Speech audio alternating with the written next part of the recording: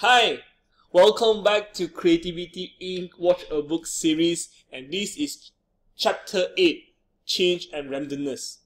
For the start of this chapter, the author talked about how he, John, and Steve called a meeting to announce the decision to sell Pixar to Disney in front of all the Pixar employees. He mentioned that the dumbest thing that he said on that day was that Pixar would not change. However, all the employees on that day view this merger as a threat to the Pixar way of doing things. Well, the summary of this chapter is that the author acknowledged that we need to be humble enough to recognize that unforeseen things can and do happen that are nobody's fault. Change is the only constant, according to Catmull in this chapter. He actually presented a case on the movie of Up. I'm sure most of you had seen this movie before. It is a very touching movie, one of my favorite movies for Pixar. But did you know that the first version of Up, there was supposed to be a castle floating in the sky, and in the castle lived a king and his two sons who were vying to inherit the kingdom. The sons could not stand each other. They both fell to earth, and trying to get back to their castle, came across a tall bird, helped them to understand each other to fix their relationship back. But as you all know, for those of you that had watched this movie before, only two things survived from the original version: the tall bird and the title Up. And this movie went through several iterations. The second version had a house lands on an abandoned Soviet-era spy land that looked like the giant cloud. While most of the stories will happen on the A ship, and eventually Up gone through all the changes that unfolded not only months but years.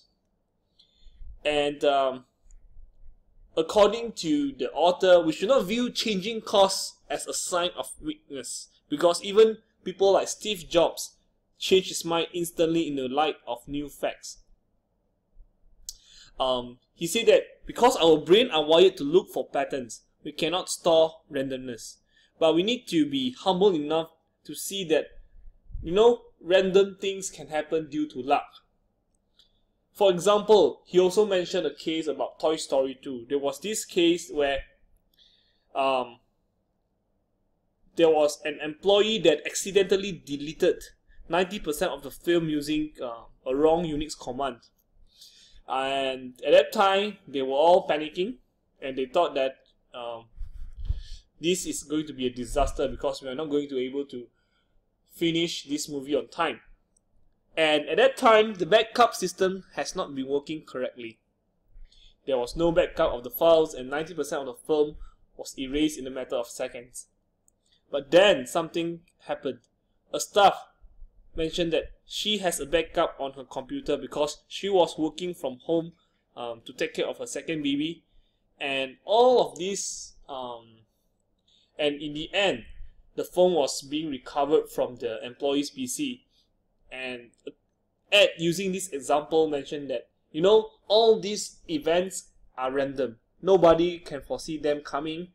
And during the whole process of trying to fix this, one item was not on their list, which is to find out the person responsible to type the wrong command and try to punish him or her.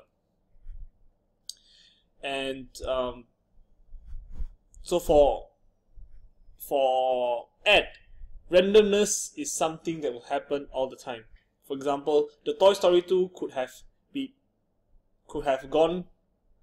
go for good, right? Steve Jobs could have sold Pixar, and Disney could or would be happy to steal John back. But all of these things did not happen in the end. But according to them, and according to Ed, it could happen because of the randomness in life. And he thinks that we should always attribute success to accidental events, and he really believed the existence of luck in life.